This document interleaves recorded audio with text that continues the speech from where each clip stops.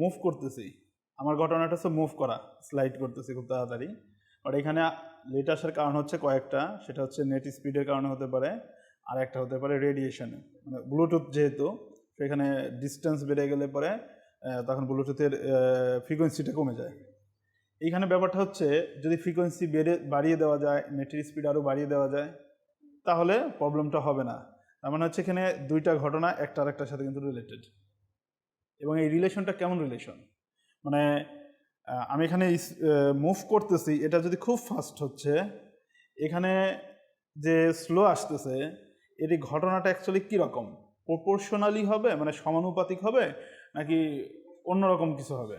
এটা সমানুপাতিক হারেই হবে, তবে এটা প্রসেসিং টাইমটা বেশি নিচ্ছে, তাই না? আচ্ছা, আমাদের এই কোর্সটা হচ্ছে ফেরদৌস, এইটা কই ফেরদৌস কই? এই কোর্সটা নাই তোমার আছে? আচ্ছা, ওকে।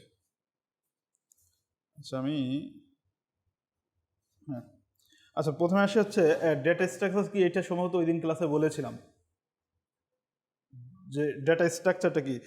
তাহমিন কিছু বলতে পারবা ডেটা স্ট্রাকচার কি? যে এই জিনিসটা ডেটা স্ট্রাকচার, একটা জিনিস খেয়াল করো,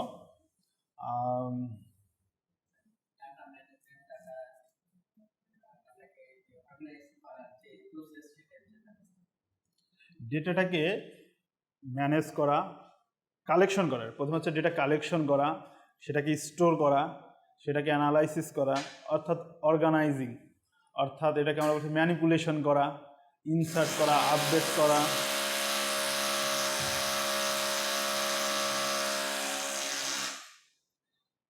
আমরা হচ্ছি 15 তলায়, 14 তলায় কাজ চলতেছে, এই জন্য 16 তলায়ও কাজ চলছে, 16 তলায়ও কাজ চলতেছে। আচ্ছা, দেখো, যেটা বলছিলাম যে হচ্ছে তাহলে ডেটাটাকে হচ্ছে ম্যানিপুলেশন করা, অর্থাৎ ইনসার্ট করা, আপডেট করা, ডিলিট করা, এই ধরনের কাজগুলো করা। তবে অবশ্যই এটা কি হবে, স্টেপ বাই স্টেপ, অবশ্যই সিস্টেমেটিক ওয়েতে। কোনো ডেটাকে বা হিউজ অ্যামাউন্ট অফ ডেটাকে বা ডেটাকে যখন আমরা সিস্টেমেটিক্যালি ওয়েতে, অফকোর্স এই শব্দটা কিন্তু ইম্পর্টেন্ট, সিস্টেমেটিক ওয়েতে, সিস্টেমেটিক্যালি ওয়েতে যখন সেই ডেটাটাকে কালেকশন করব, প্রিজার্ভ করব, অর্থাৎ স্টোর করব, প্রয়োজনের সাথে সেটাকে অ্যাক্সেস, আপডেট, ডিলিট, ইনসার্ট এগুলো করব, এবং ফাইনালি এখান থেকে আমরা কোনো একটা ডিসিশন যাব, এই সব কিছুই আমাদের ডাটা স্ট্রাকচারের অন্তর্ভুক্ত। ডাটা স্ট্রাকচারের আরও একটা বড় সুবিধা হচ্ছে ডেটাটাকে যদি এইভাবে অর্গানাইজ করা যায়, তাহলে সহজে অ্যাক্সেস করা যায়, সহজে সার্চ করা যায়,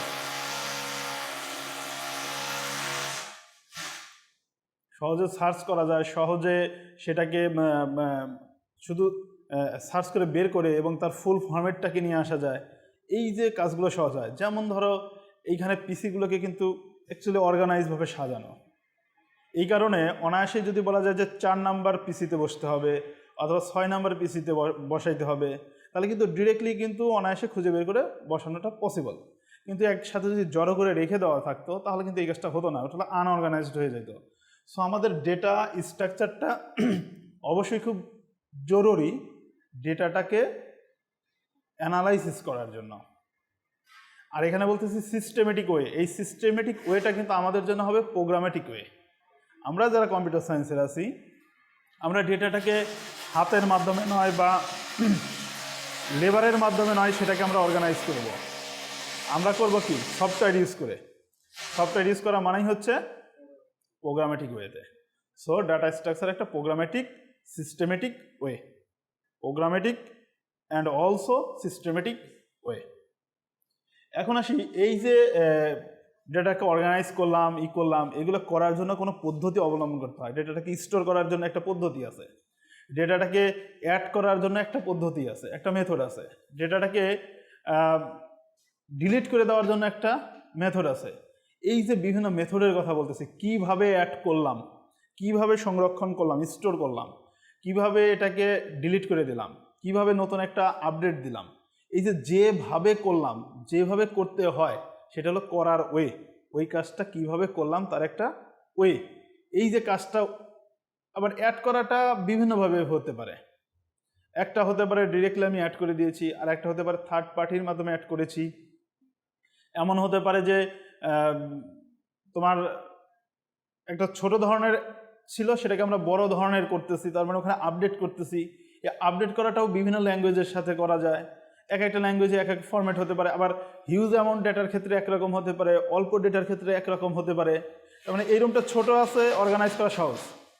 যদি রুমটা বিশাল বড় হতো তাহলে আবার কিন্তু একটু কঠিন, কিন্তু ইম্পসিবল না। কিন্তু একবার অর্গানাইজ, একবার সাজিয়ে নিলে তখন ইজি। এই যে কিভাবে আমরা করলাম, কতভাবে করা যায়, এইগুলো হচ্ছে আমাদের কি, এইগুলো হচ্ছে অ্যালগরিদম। মানে ডেটাটাকে স্টোর করা, ডেটাটাকে স্টোর করে সেটাকে অর্গানাইজ করা, এটা হচ্ছে ডাটা স্ট্রাকচার। আর ডেটাটাকে কিভাবে অর্গানাইজ করব, কিভাবে ইনসার্ট করব, কিভাবে ম্যানিপুলেট করব, যেভাবে করব, এটা একটা ওয়ে। ওই ওয়েটা হচ্ছে আমার অ্যালগরিদম, ওই ওয়েটা হচ্ছে আমার অ্যালগরিদম ওয়ে। আর এই ওয়েটা কেমন ওয়ে? অফকোর্স এটা স্টেপ বাই স্টেপ একটা প্রসিডিউর ফলো করতে হবে। আর আমরা কিসের সাহায্যে করব? প্রোগ্রামের সাহায্যে করব। আবার প্রোগ্রামের সাহায্যে করতে গেলেও আমাদের অবশ্যই এই সিস্টেমেটিক ওয়েতেই করতে হবে। অর্থাৎ ডেটাটাকে অর্গানাইজ করাটা ডাটা স্ট্রাকচারের কাজ, আর যেভাবে অর্গানাইজ করব, যেভাবে ডেটাটাকে আমি অ্যাক্সেস করব, সেটা হচ্ছে আমার অ্যালগরিদম। তবে step by step of course follow করতে হবে। এখানে বলাই আছে যে algorithm is step by step procedure. এটা step by step procedure, of course programmatic procedure, programmatic ওয়েতে করতে হবে। এখানে ডেটা স্ট্রাকচারের যে কথাগুলি কেবল বলছিলাম, যেটাকে ইনসার্ট, আপডেট, ডিলিট করা যায়, সার্চ করা যায়। সার্চ মানে হচ্ছে কোনো একটা আইটেমকে, ডেটাকে আইডেন্টিফাই করা এবং সেটাকে মার্ক করা, এটাই হচ্ছে আমাদের সার্চ।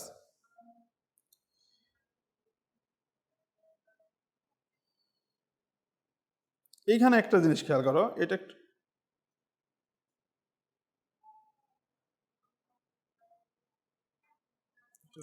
কেটে গেছে,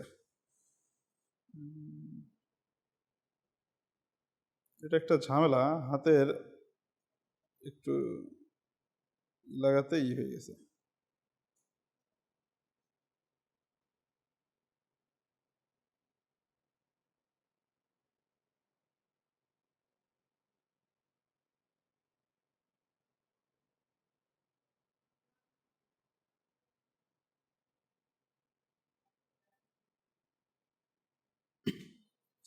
তো অনেক স্লো কাজ করতেছে।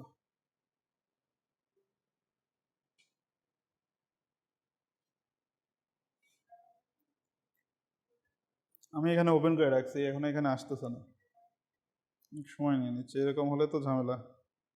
আসলে এগুলো এখনো টেস্টিং পর্যায়ে রয়েছে, বুঝছো, চেক করা হচ্ছে যে আরেকটু অর্গানাইজ কীভাবে করা যায়।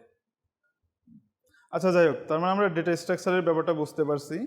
এখন কথা হচ্ছে আমরা ডেটা কোথায় রাখি, স্টোর করি, কোথায় স্টোর করি। আমরা যারা আমরা কম্পিউটার সায়েন্সের অ্যাঙ্গেলে যদি বলি, আমরা ডেটাটাকে স্টোর করি মেমোরিতে। আর মেমোরিতে যেহেতু স্টোর করি, সেহেতু অবশ্যই মেমোরি সম্পর্কে আমার একটু ধারণা থাকা দরকার।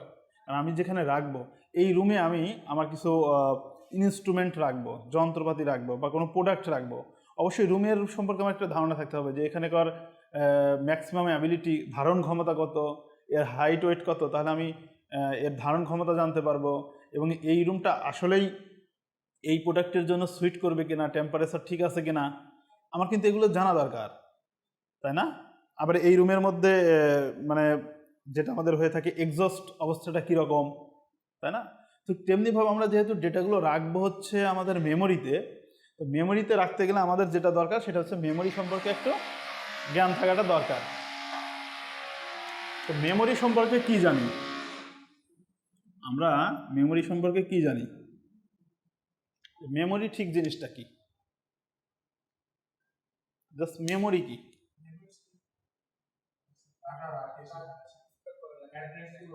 মেমোরি মানে হচ্ছে এক কথা হচ্ছে ফাঁকা স্থান, এটা ইজ এ ব্ল্যাঙ্ক স্পেস। এখন কথা হচ্ছে মেমোরি মানে হচ্ছে ফাঁকা স্থান। এখন এটা ফাঁকা কেন? ফাঁকা রাখা হচ্ছে কিছু রাখবো, কি রাখবো? আমরা কাজ করি কি নিয়ে? ডেটা নিয়ে। সো মেমোরির মেমোরি মিনস হচ্ছে ফাঁকা স্থান। এই ফাঁকা স্থান থাকার উদ্দেশ্য হচ্ছে এখানে কিছু রাখবো, আর আমরা যেহেতু কাজ করি ডেটা নিয়ে, তাহলে অবশ্যই আমরা ডেটাই রাখবো। এখন রাখতে গেলে সাপোজ মনে করো আমাদের ডেটা হচ্ছে 1 2 3 4 5 6, এই হচ্ছে আমাদের ডেটা সাপোজ। এখন এই ডেটাটা এইটা হচ্ছে আমার জন্য মেমোরি। এখন কথা হচ্ছে এই ডেটাটাকে মেমোরিতে কিভাবে রাখবো।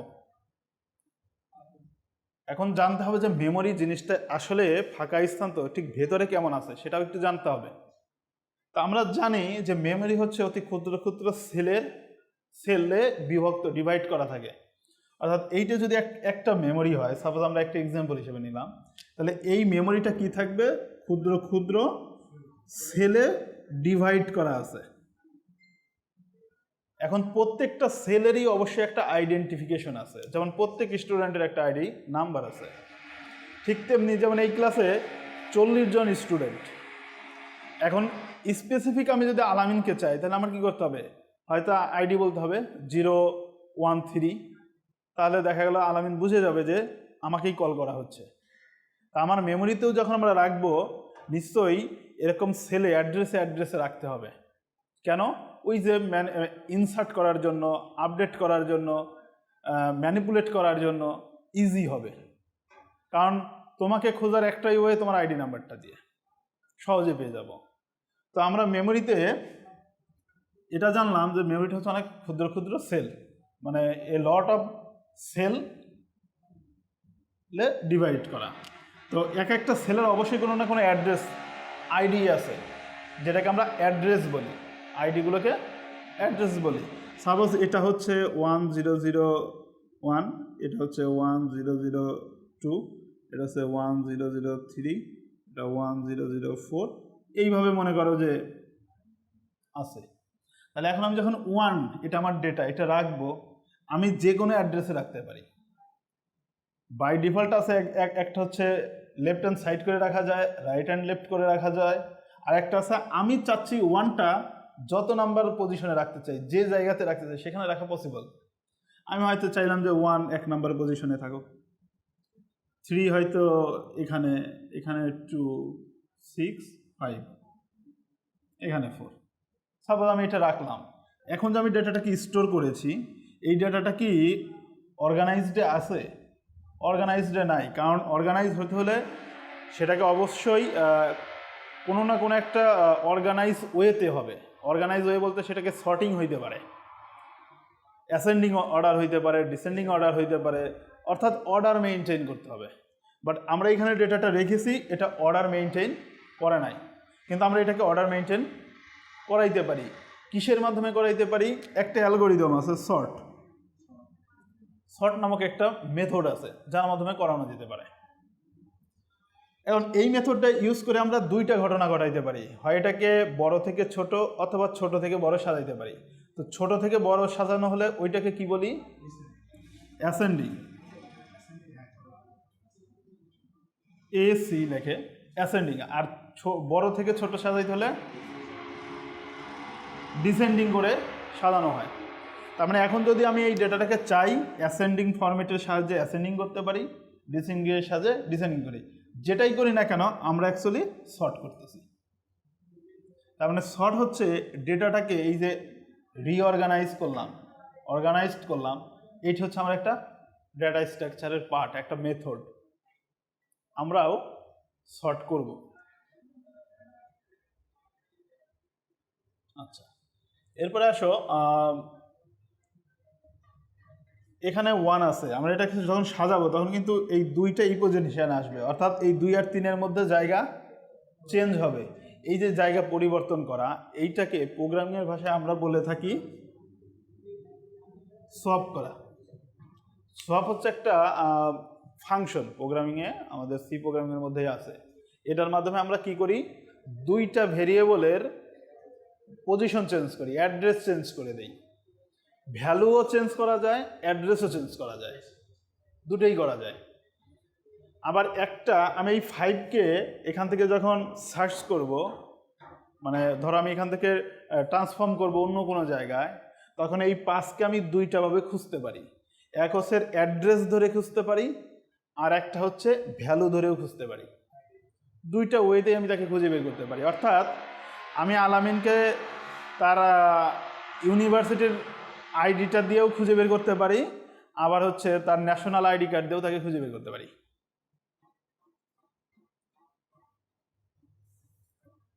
এবং মেমোরিতে আমরা জানি যে ফাঁকা স্থান তার একটা লিমিট আছে, মানে সাইজ আছে, সরি লিমিট না, একটা সাইজ আছে, সাইজ মানে লিমিটও আছে। কোনো মেমোরি 5 মেগাবাইট, কোনো মেমোরি 1 গিগাবাইট, কোনো মেমোরি 10 গিগাবাইট, লিমিটও। সাথে সাথে এক কথা সাইজ, আমরা মেমোরিতে আমাদের সাইজটা দেওয়া থাকে বা আমরা জানি। স্টোরেজ করাটা মানেই বোঝায় যে তুমি মেমোরিতে কোনো কিছু রাখতেছো। আর কি রাখতেছি? আমরা ডেটা নিয়ে কাজ করি, সো ডেটাই রাখতেছি। তো স্টোরেজ করা, প্রিজার্ভ করা, ব্যাকআপ করা, এই সব কিছু মেমোরিতে রাখাই বোঝায়, যেটা আমরা মেমোরিতে স্টোর করাটাকেই বোঝাই। আচ্ছা, মেমোরিতে যখন আমরা কোনো কিছু রাখি তখন সেটা কিভাবে থাকে? এইটা তো তোমাদের জানার কথা। আমরা যখন ডেটা রাখি না, স্টোর করি, তখন ডেটাটা র্যামে না হার্ড ডিস্কে? এখন কথা হচ্ছে, বলো তো মেমোরি কয় রকম ইন জেনারেল? কি কি? হ্যাঁ, না, তুমি এটা মনে হয় ভোলাটাইল বলতে চাচ্ছ। ভোলাটাইল আর নন ভোলাটাইল। হ্যাঁ, মেমোরি অ্যাকচুয়ালি দুই প্রকারের। ইন জেনারেলি বেসিক্যালি মেমোরি দুই রকমের, একটা হচ্ছে প্রাইমারি আর একটা হচ্ছে সেকেন্ডারি। সেকেন্ডারি মেমোরিগুলো হচ্ছে ওই সকল মেমোরি যেখানে ডেটাগুলো নন ভোলাটাইলের হয়ে থাকে। নন ভোলাটাইল টাইপের হয়। নন ভোলাটাইল মানে হচ্ছে, আমরা জানি যে কম্পিউটার যখন কাজ করে তখন হচ্ছে 0101 দিয়ে কাজ করে কম্পিউটারের ভাষা। এটা 0 মানে ভোল্টেজের অ্যাবসেন্ট, 1 মানে ভোল্টেজ প্রেজেন্ট। তার মানে যদি কম্পিউটারে ভোল্টেজ নাই থাকে, সো এটা তো অফ থাকলে যেটা ঘটে, যে যেরকম হয় আমাদের অনেক সময় স্মৃতিশক্তি হারা হয়। স্মৃতিশক্তি যখন হারিয়ে যায়, ওটা হচ্ছে ভোলাটাইল, ভুলে গেছে। আমরা এই যে পড়ি সবই মনে থাকে না, এটা ভোলাটাইলে চলে যায়। তবে আবার কিছু মনে থাকে, এটা নন ভোলাটাইলের। অর্থাৎ নন ভোলাটাইল হচ্ছে পার্মানেন্টলি, স্থায়ীভাবে রেখে দেওয়া, যেটা কখনোই মুছে যাবে না যতক্ষণ না আমি মুছে দিচ্ছি। একটা এখানে কিছু লিখলাম, এটা এখানে থেকেই গেল, এটা নন ভোলাটাইল, যতক্ষণ না আমি এটা মুছে দিচ্ছি। মুছে দিলে আর একটা আছে হচ্ছে, আমি এখানে দাগ দিলাম, ওই যে ব্যাংকের যে রিসিপ্টগুলো বের হয়, ওই কিছুক্ষণ পরে আর লেখাগুলো কালিগুলো থাকে না, এটা হচ্ছে ভোলাটাইল। জাস্ট সামান্য কিছু সময়ের জন্য ওখানে ইউজ করছি, আপনি ওই লেখাটা হাওয়া হয়ে যায়। ন্যাপ থলেন আপনি কিছুক্ষণ হাওয়া হয়ে যায়। এটা অনেকটাই ভোলাটাইলের মতন। আর নন ভোলাটাইল হচ্ছে যেরকম ধরো পাথরটা যেরকম রাখছো ওই রকমই থাকবে, ও হয়ে যাবে না, এটা পার্মানেন্টলি আছে, যতক্ষণ না ওটাকে ভেঙে টুকরো টুকরো করছো, যেমন রাখছো থাকবে। তো সেকেন্ডারি মেমোরি হচ্ছে ওইগুলা, hard disk, floppy disk, CD, হ্যাঁ, বা এখন কি হচ্ছে পেন ড্রাইভ, এইগুলো হচ্ছে আমাদের সেকেন্ডারি মেমোরি, যেখানে পাওয়ার থাকলেও না থাকলেও ডেটা স্টোরেজ হয়। প্রাইমারি মেমোরিটাকে আবার দুই ভাগে ভাগ করছে, একটা হচ্ছে র্যাম আর একটা হচ্ছে রম। এই রমের মধ্যে র্যামটা আমাদের জন্য ইম্পর্ট্যান্ট। আমরা পিসিতে লাগাই 4 জিবি র্যাম, 8 জিবি র্যাম। এইটা কিভাবে কাজ করে এটা তো জানার কথা তোমাদের। এইখান থেকে ইনপুট হচ্ছে, হ্যাঁ, এইটা আমাদের আউটপুট, এটা ইনপুট। এইখানে কি কি থাকে? সিপিইউ এর মধ্যে দুইটা পার্ট থাকে, একটা হলো কন্ট্রোল ইউনিট আর একটা এএলইউ, অ্যারিথমেটিক লজিক ইউনিট থাকে। আর এইটার পাশেই এইটুকু সিপিইউ, এইটার পাশে আর একটা জিনিস থাকে, সেটাকে আমরা বলে থাকি মেমোরি। এই মেমোরিটাই হচ্ছে আমার র্যাম। এইখানে আমার মনে করো সেকেন্ডারি মেমোরি রাখা আছে, সেকেন্ডারি মেমোরি হার্ড ডিস্ক। যখনই আমরা হার্ড ডিস্ক থেকে কোনো ফাইলটাকে ওপেন করি, এক্সিকিউট করি, এটা ফার্স্ট এটা র্যামে গিয়ে লোড হয়। লোড হওয়ার পরে এখান থেকে কন্ট্রোল ইউনিটের সাহায্যে এএলইউ পজিশনে যায়, প্রসেসিং হয়, আপডেট হয়। আপনার কটার সময়? 12টায় আপনার ক্লাস দিয়েছি? কি বলেন ম্যাডাম, আপনার ক্লাস তো সকালে এখানে।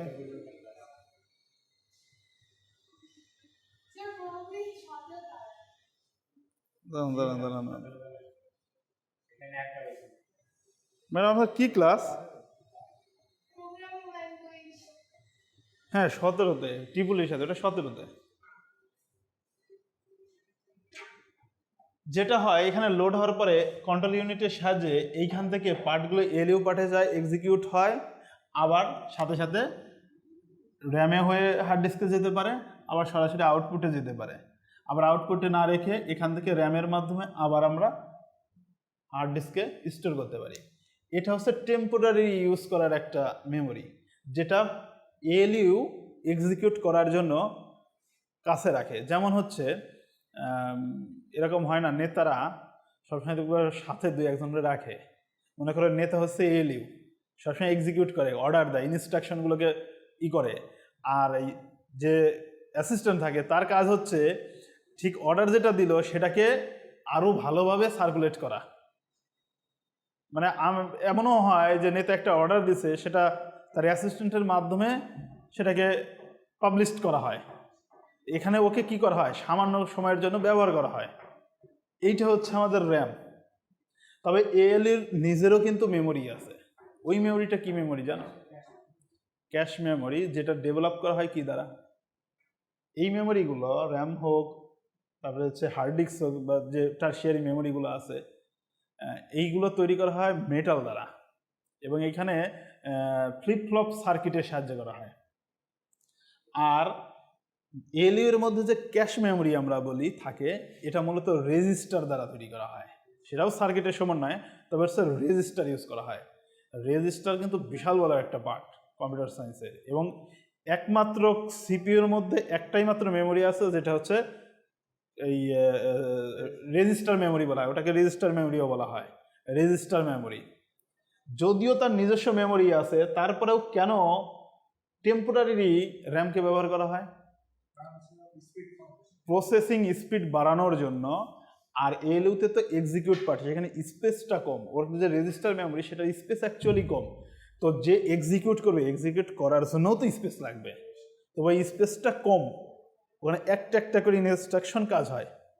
আর এখন এটা হলো সিঙ্গেল সাইকেল পাতের কারণে হয়, কিন্তু এখন তো মাল্টি সাইকেল ইউজ করা হয়। এই মাল্টি সাইকেলে কি হয়, অল্প জায়গাতে হিউজ পরিমাণে ইনস্ট্রাকশন এক্সিকিউট করে। এই কারণে দেখা যায় যে র্যামের স্পেসটা যদি একটু বেশি রাখা যায়, ওইখানে তো হয় ডেডলক সিস্টেম ক্রিয়েট হয়, যে একটা ইনস্ট্রাকশন এক্সিকিউট হয় আর একটা ওয়েটিংয়ে থাকে, ওটা ইনস্ট্রাকশন হয়ে আউটপুটে যায়, আরেকটাও করে। আর মাল্টি সাইকেলই হয় একসাথে 5টা ইনস্ট্রাকশন কমপ্লিট করে, আরও 5টা ওয়েটিংয়ে থাকে। তো সবগুলোই ওয়েটিং থাকার জায়গাটা হচ্ছে র্যাম। আর যাই হোক, যেটা বলতে চাচ্ছি আমি, যে 0, 1 এভাবে মেমোরিতে থাকে। আর এগুলো আমরা জানি যে বিট, তার মানে আমরা প্রসেসিং করি অ্যাকচুয়ালি বিটগুলোকে, কম্পিউটার ভেতরে প্রসেসিং করে বিটগুলোকে। আমরা তো 5 ইনপুট করি, বাট কম্পিউটার এটাকে 0, 1, 0 ধরে কাজ করে। এবং মেমোরিতে যখন রাখে, এই সেলের মধ্যে যখন 1কে রাখা হচ্ছিল, এইখানে তো 1 বলে তো 1 থাকে না, এটা এভাবে থাকে। তবে এখানে অ্যাকচুয়ালি 8 বিট করে করে কিন্তু থাকে, কারণ রেজিস্টার মেমোরি যেটা, মানে 8 বিট, 8 বিট, 16 বিটেরও আছে, 32 বিটেরও আছে। এটা যেভাবে ইউজ করা যায়। আচ্ছা, এই যে আমরা কম্পিউটার কিনি, আমরা বলি যে আমার স্পিড ভালো থাকতে হবে, ভালো স্পিড চাই। এই স্পিড বলতে কোনটার মান ভালো থাকতে হয়? প্রসেসর কোনটা? সিপিইউটা ভালো হইতে হবে, আর র্যাম বেশি থাকতে হবে। আমরা এইগুলো বুঝি, আচ্ছা, আমরা সিপিইউ বলতে অ্যাকচুয়ালি কি বুঝি? সিপিইউ, কন্ট্রোলিং প্রসেসিং ইউনিট, এইটা বলতে কোনটা বুঝি? এইখানে সিপিইউ কোনটা? এই যে তোমাদের সামনে কম্পিউটার রাখা, এটার ভিতরে আছে অ্যাকচুয়ালি। আমরা তো এরকম সিপিইউ সিপিইউ করি, সিপিইউতে এটা না। সিপিইউটা হচ্ছে শুধুমাত্র দুইটা পার্ট থাকবে, যেটা ওই যে পার্টটা বসানো, প্রসেসরটা বসানো থাকে, ওইটার ভেতরে দুইটা পার্ট আছে, একটা হলো সিইউ পার্ট আর একটা এলইউ পার্ট। ওইটুকুকে আমরা সিপিইউ বলি। আর এইখানে যদি এক্সিকিউশন স্পিড বাড়ানোর জন্য বলি, সিপিইউর কি বলতে হবে, এটা কি যেন বলে, র্যাঙ্ক, মানে সিপিইউর যে টাইপটা এটা ভালো থাকতে হবে। কোরাই 3, i3, এই i3 মানে কি? কোরা i3, কোরাই 5, কোরাই 7, তাই না? আমরা এই যে কিনি, অথবা ধরো এরকমও কিনি যে 32 বিট প্রসেসর, তারপর 64 বিট প্রসেসর, এইগুলোর মানে কি?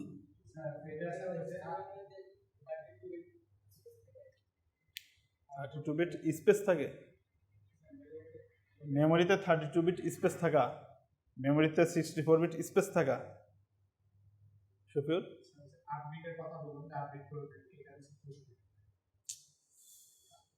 32 বিট প্রসেসর মানে হচ্ছে এইটা এমন একটা প্রসেসর যে প্রসেসরটা প্রতি সেকেন্ডে 32 বিটকে এক্সিকিউট করে। সো এই প্রসেসর প্রতি সেকেন্ডে 64 বিটকে প্রসেস করে। তো কোরাই 3 32 বিটের মানে এটা বুঝবে, কোরাই 3 60 বিটের মানে এটা বুঝবে, ঠিক আছে? আর কোরাই 3 হচ্ছে আমার জেনারেশনটাকে মিন করে, ঠিক আছে? আর আমাকে দেখতে হবে কোরাই 3 কত বিটের। আমরা ওখানে কোরাই 3-র ক্ষেত্রে, ব্যান্ডিংয়ের ক্ষেত্রে আমরা সেট আপ দিই উইন্ডোজের 32 বিটের, 64 বিটের, তাই না?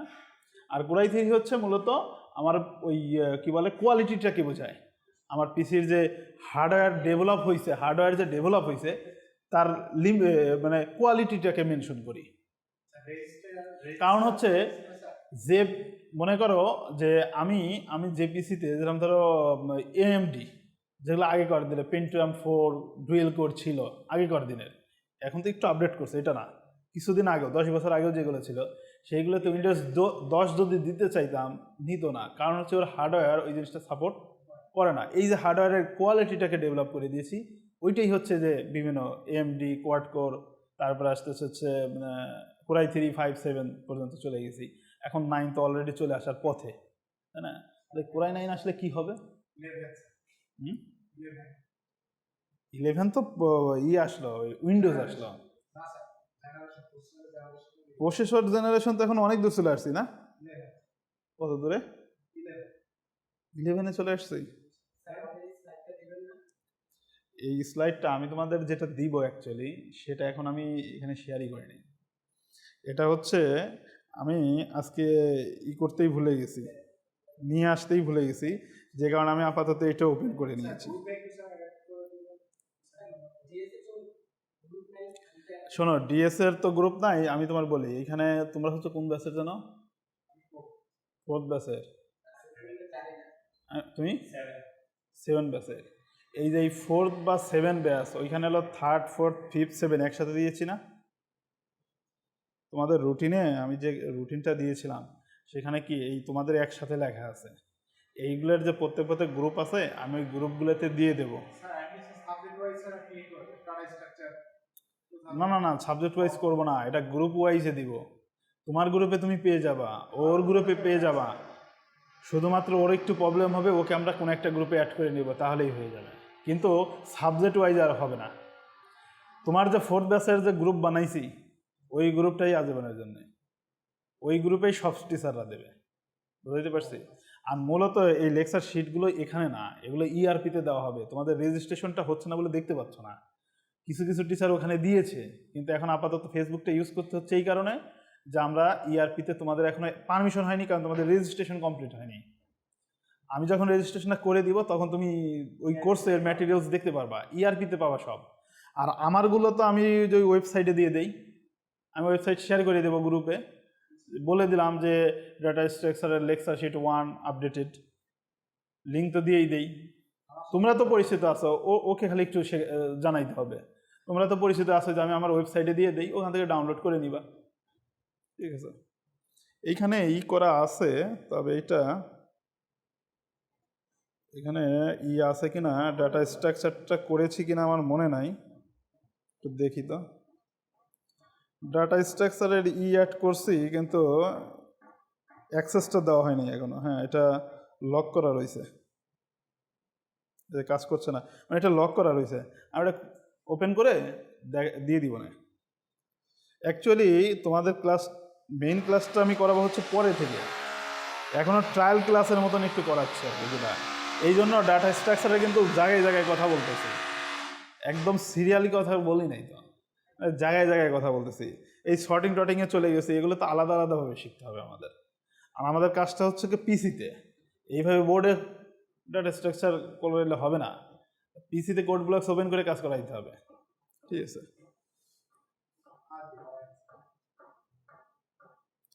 না না না, তোমাদের এটা আর দে না তো, না আর দে না, এটা সি প্রোগ্রামিং, অথবা আমি সি প্রোগ্রামিংটা ফলো করবো। যেটা হতে পারে তুমি তুমি যে ল্যাঙ্গুয়েজ জানো সেটা দিয়েও সলভ করতে পারো, কোনো সমস্যা নাই। তোমাকে আমি ডেটা দিয়ে দিলাম 5টা ডেটা, যে 5 7 1 2 3, এই ডেটাটা আমি বললাম যে সর্ট করো অ্যাসেন্ডিং অর্ডারে। এটা তুমি যে কোনো ল্যাঙ্গুয়েজ দিয়েই করতে পারো, তুমি যেটা জানো সেটা দিয়েই করতে পারো, বাট আমি যেটা ফলো করব সেটা হচ্ছে সি। তবে তুমি যদি এটা জাভা দিয়ে করে দাও তাতে আমার কোনো প্রবলেম নাই, আমি তো দেখবো যে তোমার ঠিক আছে কিনা, কারণ কনসেপ্ট তো একই, লেখার স্টাইলটাকে একজনের ভিন্ন, এটা এটা এটা কোনো ফ্যাক্ট না। আমাকে দেখতে হবে যে তুমি সর্ট করতে জানো কিনা। আর সর্টের জন্য আমি যে অ্যালগোরিদমটা দেখাবো, এখানে তো দেখাবো সুডো কোড, কোডিং তো করবো তুমি তোমার মতো। এখানে তো আমি জাস্ট ডেটা ফ্লোটা দেখানোর মতন দেখাবো, মানে অ্যালগোরিদমটা দেখাবো। আর কোডিংটা তো তোমার হাতে, তুমি যে কোনো ল্যাঙ্গুয়েজ কি এই অ্যালগোরিদম ফলো করে করতে পারো। বাট আমি যেটা করবো, যে আমি যখন দেখাবো